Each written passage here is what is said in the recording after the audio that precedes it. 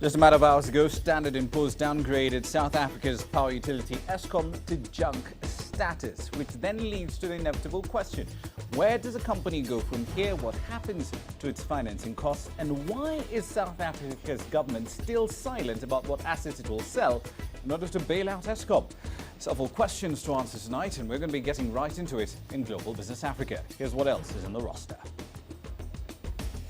Retailers in Burundi are facing a fuel crisis. They're reluctant to sell fuel at lower prices.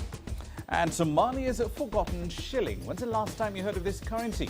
We're looking at this story shortly. Now then, let's start in South Africa. S&P has slashed Eskom's credit rating to junk status. The late Thursday rating action will almost certainly raise borrowing costs for this cash-strapped utility, which generates over 90% of the electricity consumed in South Africa. S&P also gave Eskom a negative outlook and noted that concerns about, quote, material execution risk do remain, especially about the government's financing support plan. Now, South Africa's government plans to sell non-core assets to raise about $2 billion in order to bail out Eskom and plug a hole in its vast financing gap. As Angelo Coppola reports, the utility desperately needs that money to keep the lights on and continue building new power plants. The downgrade wasn't really a surprise, as analysts had been saying for some time now that the utility was near collapse. It does appear that the suspension of the CEO and the 3 senior executives may have been the trigger. I don't think that the downgrade is surprising. What surprises me is that the downgrade is only called at this moment, when in fact it looks like there's effective remedial action underway. This looks like it's very much behind the curve. It's an indication of what the ratings agencies are thinking about government finances, and that government is at risk of getting further downgrades, but also that notwithstanding government support, Eskom is in big financial trouble. The downgrade may ironically help Eskom. It may give Eskom some currency, some ability, so to speak, to press for higher tariff increases with NERSA. So there's talk that Eskom are going to push for a 25% tariff increase. The initial discussions were around 10 to 15%, maybe 17%.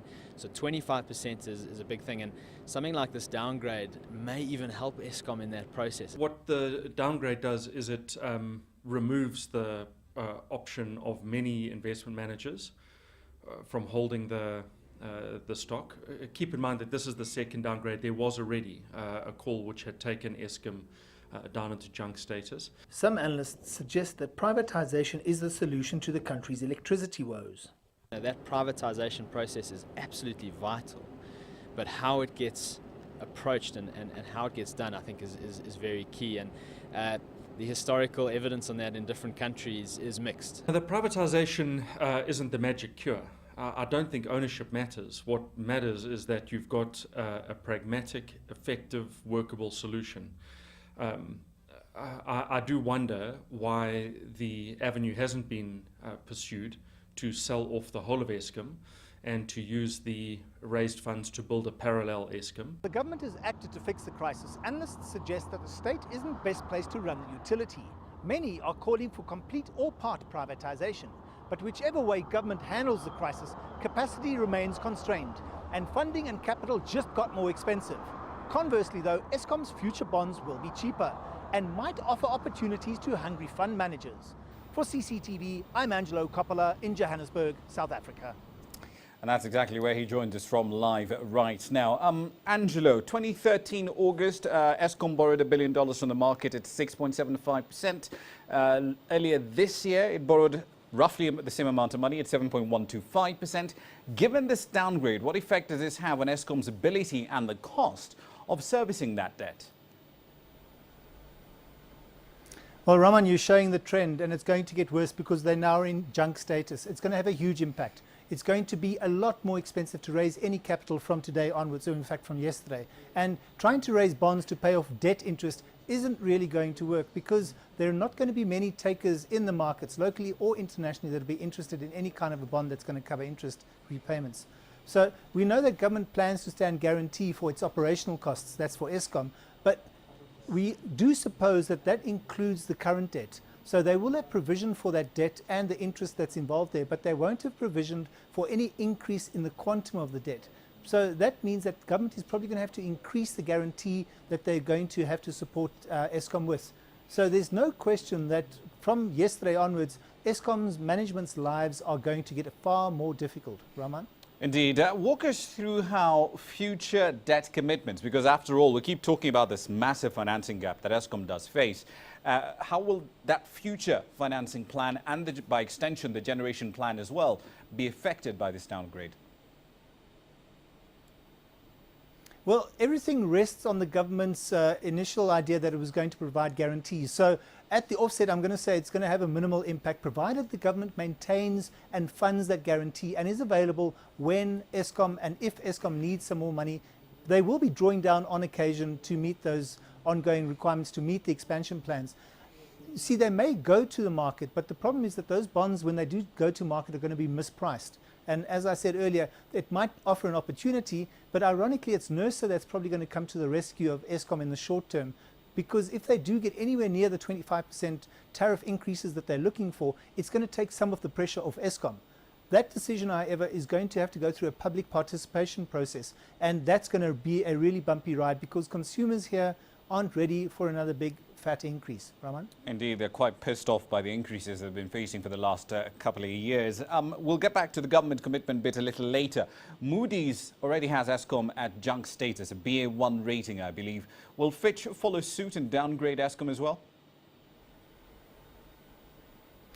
It's very likely now because the agencies generally have a tendency of following each other, and the last one to make the call is going to be further behind the business curve than the agency that made the first move. And as agencies operate, they generally look at a business, in this case Eskom, and then they also speak to the market participants about their views. And this is where the issue is here, because those market participants come from a very small, limited local and international pool. So they kind of feed off each other in a way. So we'll have to wait and see how this one plays out in the next 2 years or so. Raman? Indeed. Final question to you, Angelo. This downgrade only adds to the sense of urgency in terms of getting Eskom's finances in order. Now, from the perspective of those of us who are observing this story from outside, help us understand why South Africa's government, months later, is still very vague about what non-core asset it plans to sell in order to raise the $2 billion that Eskom does need. Why is this silence still there? Well, very simply, it's probably because there's a lack of interest. Those non-core assets have been identified a while ago as far as we're aware. And the problem is that there aren't any buyers who are interested in those non-core assets. An analyst I spoke to recently said that if the state were to sell its strategic assets, there would be far more interest. Guess what assets we're talking about? SAA, possibly the post office, and of course the crown and the jewel, Eskom. And let's not forget, though, that if they do sell, if there is any sort of selling any kind of asset off, whether it's non-core or core, it's going to be a really complicated process and it's going to take a long time.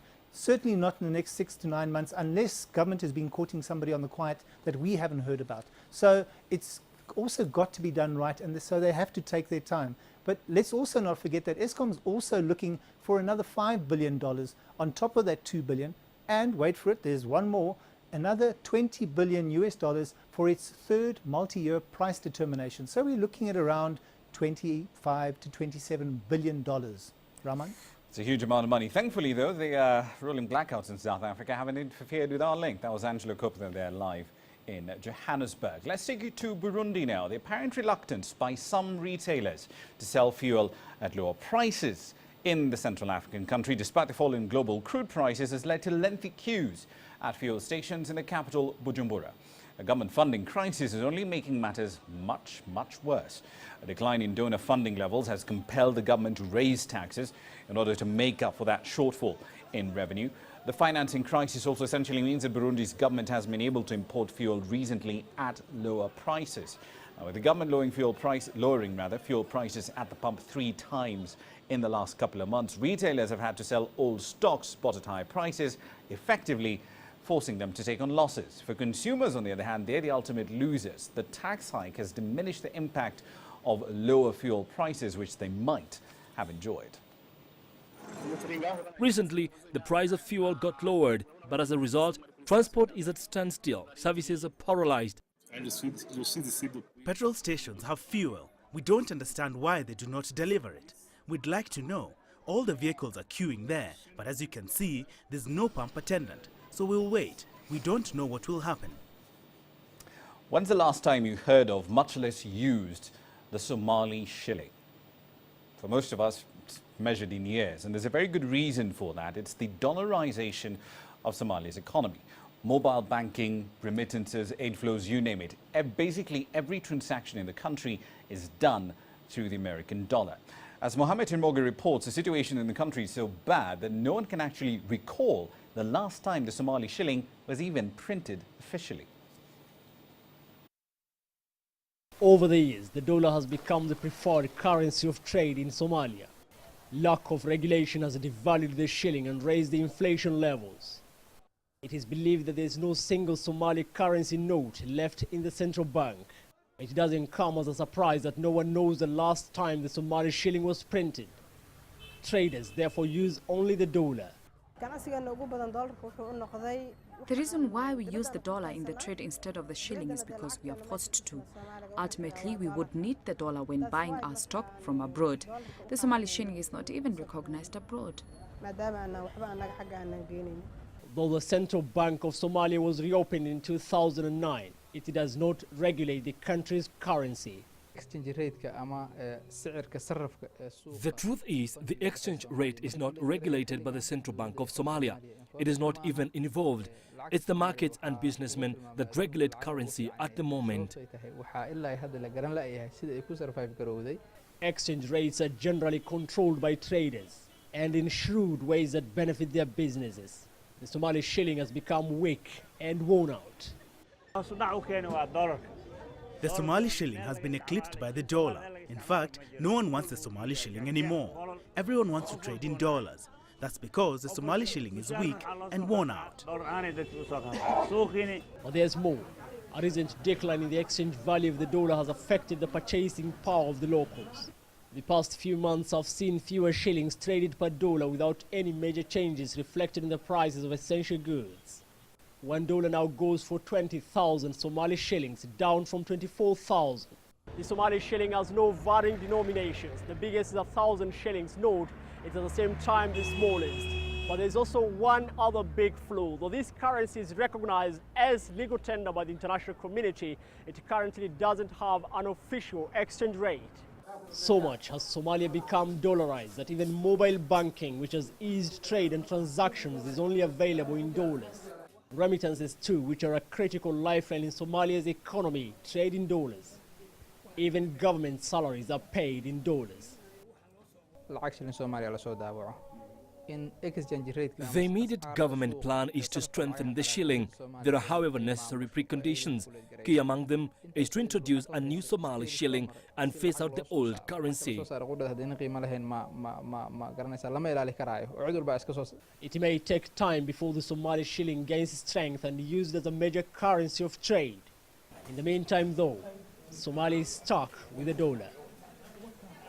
Hamid Himogi, CCTV, Mogadishu. Stuck with the dollar indeed. Let's make a quick run through the markets here for you. Plenty of red numbers coming through on the board today, except for Nigeria. The market there up by about a third in trading today. Quite a bit of profit taking happening in Nairobi. The market ending the day down by over 3/4.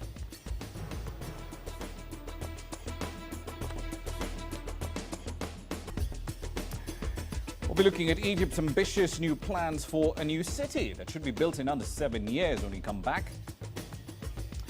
And we'll tell you where to go in case you're looking for car parts for your car in Kampala. Next.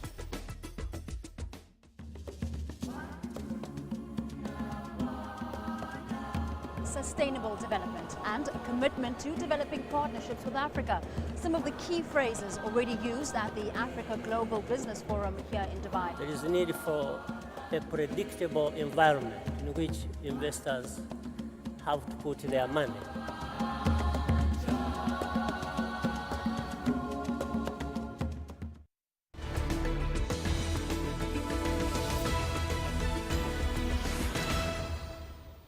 Hello there, you're still watching Global Business Africa from the Kenyan capital, Nairobi.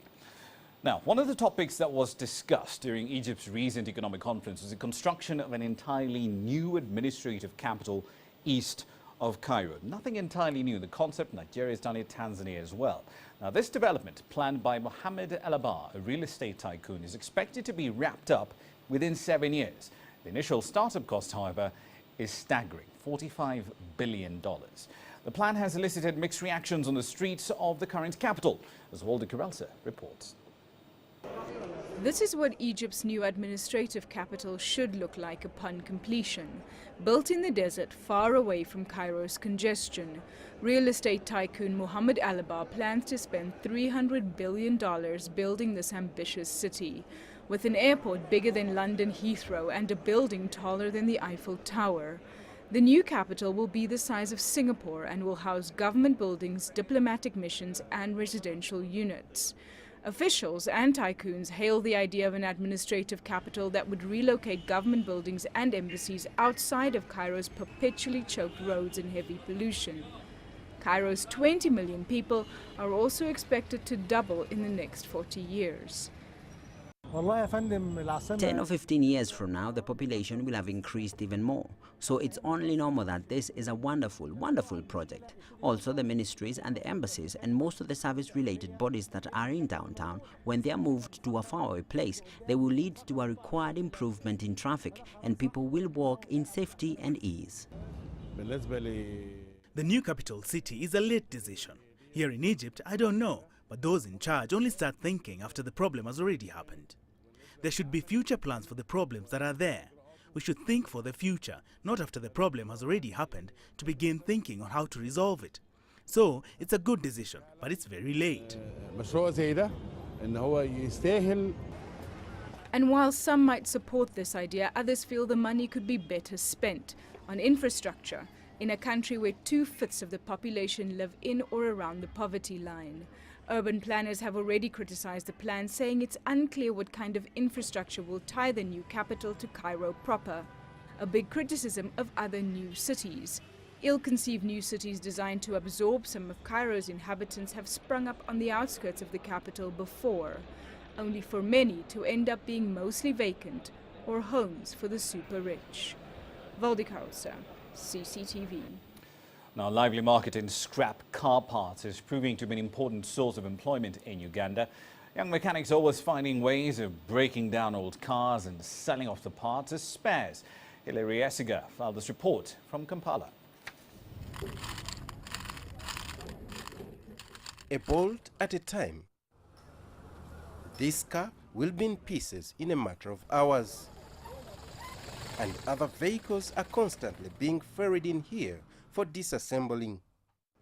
If you walk this street for the first time, you'd be forgiven for thinking it's a dumping site for old cars. But actually, it's a market for spare parts for drivers whose cars develop mechanical faults. Nothing is put to waste here, and it's developed into a daily job for many young people living around Bwaise, one of Kampala's biggest slums, and home to many makeshift auto workshops. For 27-year-old Yahaya Mayambala, it's been his main source of income for close to a decade. We buy used cars that are being disposed of by government departments, dismantle and then sell spare parts.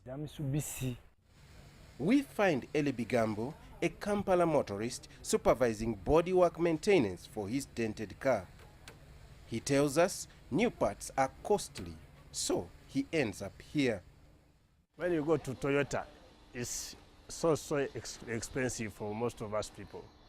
You may find the difference is so little. You can get a spare part from Bwaise, from these old vehicles, and it can work the same period from the one you get from where? From Toyota and Okupa Motors and so on. Motorists come here with problems like engine failures, lights, and even screws for fixing and replacing. Some professionals, however, question the reliability of used parts, and police have blamed accidents on cars in poor mechanical condition as a result of use of old parts. We had a case of someone who failed to purchase a brand new sensor, which goes for only 100,000 Ghana shillings. So he went and opted for a sensor, a used one, which is retailing at about 30,000, because he figured he's saving the 70,000. But in the end, he ended up crashing his vehicle and wrote it off.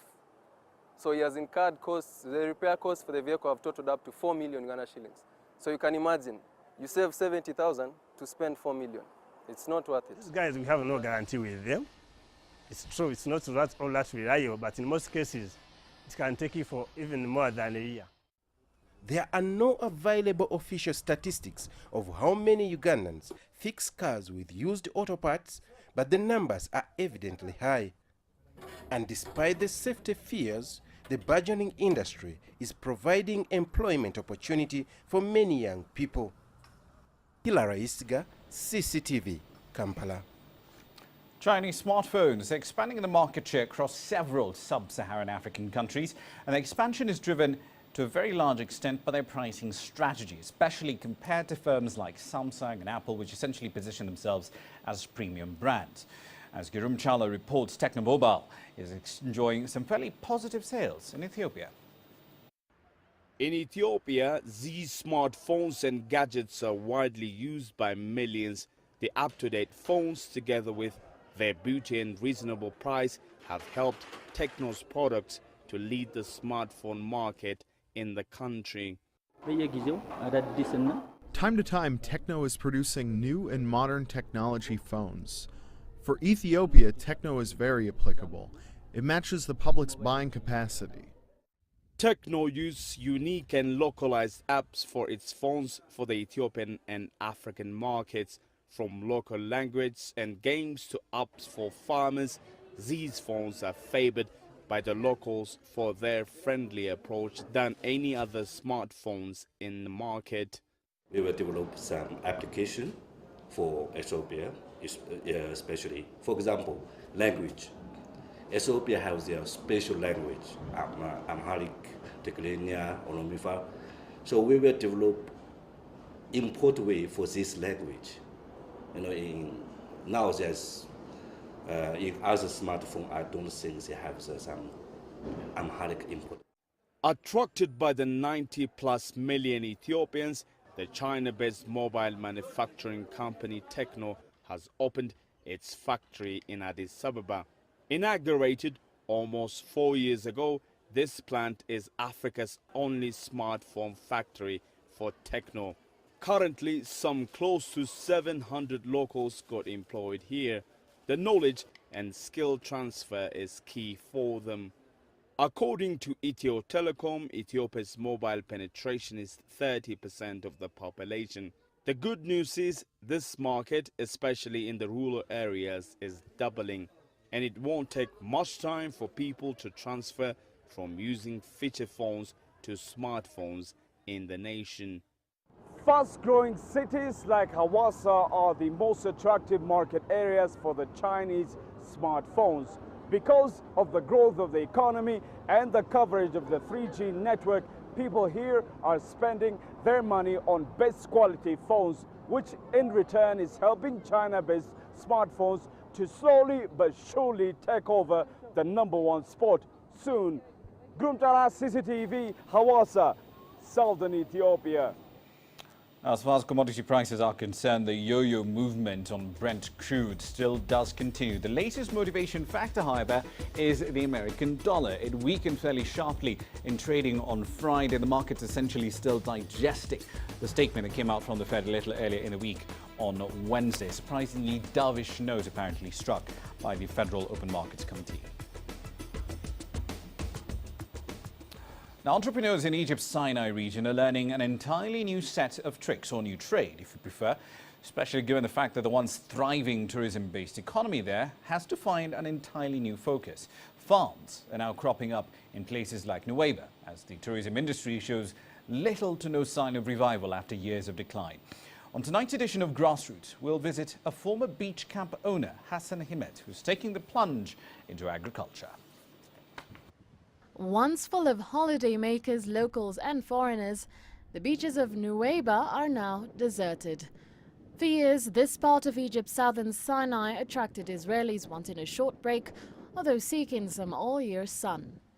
But since the 2011 revolution, tourism has taken a dive. The number of tourists visiting the country dropped from more than 14 million in 2010 to just 9.5 million in 2013, according to government figures. The government has found it difficult to encourage tourists to visit the Sinai area after episodes of unrest and several militant attacks on troops last year. Hassan Himaid closed down his beach camp 9 years ago. Despite some of the resorts bouncing back, he says Nuweiba was left to rot. In the 2000s, when the bombs hit Taba, Dahab and Sharm el-Sheikh, all business stopped completely. While Dahab and Sharm el-Sheikh recovered from these incidents, Nuweiba was left to go to seed, literally. Himaid is now the chairman of a farming cooperative which works to boost agricultural development. Nuweiba has a long history of agriculture. In the 1970s, when the Sinai was occupied by Israel, farming was fruitful here. During the last 2 years, through this cooperative, members have been given greenhouses by the army and the industry is flourishing. I advise the farmers on what they should and shouldn't grow. For example, all these fava beans I planted here is to see what results I will get with salty water. If I grow it for animal food, it won't be worth it. When it grows with fresh water, it reaches 1.5 meters to 2 meters, providing plenty of fodder. Himaid says he gets the best results from crops that like salty water, like melons, onions, olive trees and palm trees. And while his plants are growing roots, Himaid still thinks fondly about the tourists he once catered for. If tourism were to return and my beach camp was up and running, guests would want to eat and food would be available in the plantations.